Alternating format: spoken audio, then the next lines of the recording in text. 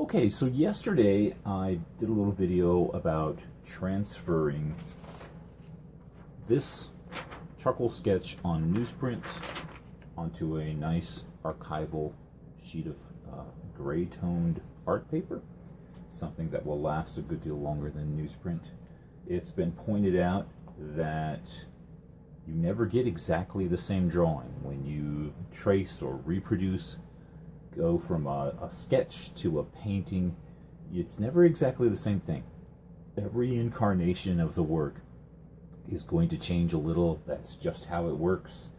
And sometimes that's good, and sometimes it's not.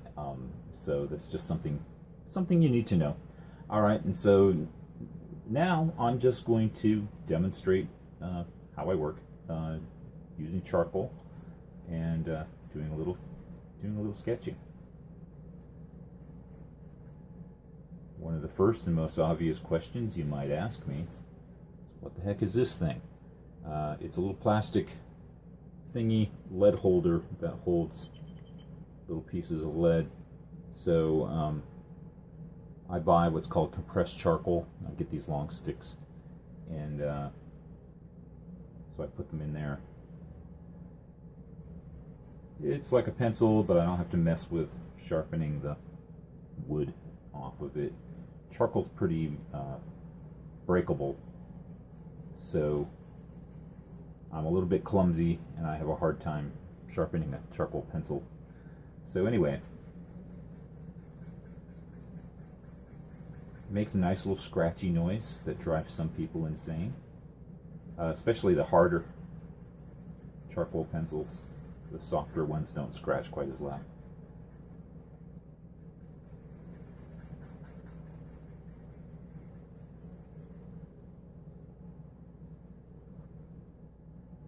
This little sheet of paper is to keep my hand grease out of my nice paper. And that's extremely important, because if you get a little greasy spot in the paper, your charcoal's not going to stick. It'll be like a little resist there, where the charcoal will just skim over the top and it won't adhere. Should that happen to you, there's two things you can do. One, you could set it out in the sun for a little while and try to dry some of that oil out of there so it's still not fluid, and then take workable fixative. There's different brands. This is Krylon. I don't have a preference. Workable fixative it's like a clear spray paint, only it dries very matte finish, so it's just like paper when it dries. It is a little different. You've altered your paper when you've done that, so be warned. But that is a way to take your paper back to a usable form. There's a number of reasons you would use it. One, if you've gotten some oil on there, that's a bad thing to do. Try not to do that. Another reason you might want to use it is if you've erased so much. Erasing can have the effect of kind of polishing the paper down. The paper has a nice, almost microscopic surface to it, a rough surface. They call it the tooth. And if you've done a lot of rubbing or erasing on the paper, the tooth is gone and it's become very, very smooth. This stuff, when it dries, is rough, very much like a rough paper. They say if you could look at it under a microscope, it would look a little bit like cotton candy, but it's going to dry and have this rough texture that your charcoal will stick into. And a third reason is if you've gone over it and over it with your charcoal or graphite, if you use graphite, you've gotten so much material on the paper that if for some reason you want to keep going, it may not stick anymore. You've got such a buildup of material that it's starting to slide. The new layer of charcoal or pastel or graphite is trying to slide off of each other. So you could, layer by layer, keep adding workable fixative onto that and get more distance out of your materials. It will alter the way it looks, the way it feels, just a little bit.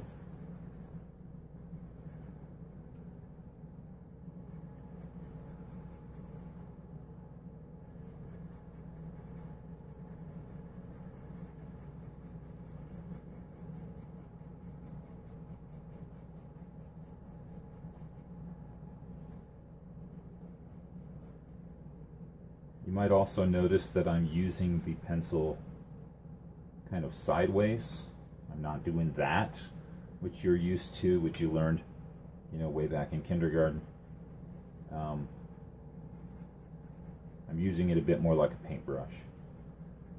It's awkward at first, and after a while, this becomes awkward and this becomes very natural.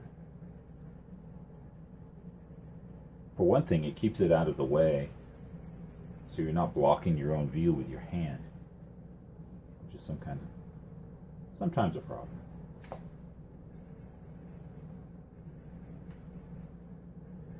I want to go over this very softly. If I want more, I'll go back later and lay down some more.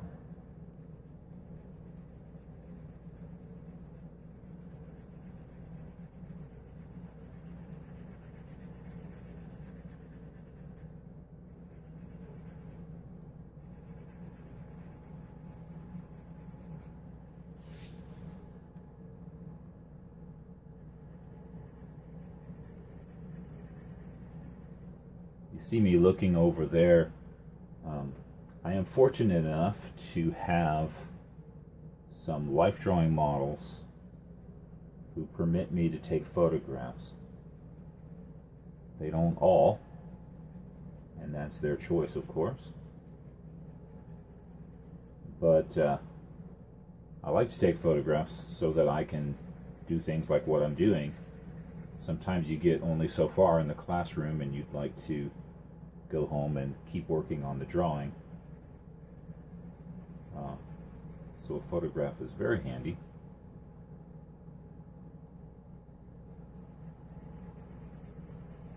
I do not, however, have permission to share the photograph with you, so you're just going to have to take my word. There's a computer over there with a photograph on it. So anyway, what else can I tell you? Were you able to look at the photograph? One of the things you might notice is that this thigh has a light side and a dark side. Okay, I'll go ahead and darken in the whole area. Alright, so there's dark. And it goes just like that, all the way down, about to her ankle. Alright, that whole part is dark, but it's even darker in this sort of line right down here, sort of down the middle. There's an even darker part. That's what's called a core shadow. I don't know how much you're interested in all that, but what's going on there is your light source is coming in here and lighting up her thigh. The part that's not getting hit by direct light is in the shadow, but the light doesn't stop there. The light actually comes over, hits her other thigh, and reflects back. So you've actually got two light sources, a direct light source and a reflected light source. So one's very strong, one's very weak. So even in this shadow area, it's lit up. So the part right in the middle that separates those two things is going to be your darkest shadow. It's not going to be the farthest away part. That's rarely the darkest part of the shadow. About the only exception would be if somehow there was absolutely nothing over here to bounce the light back.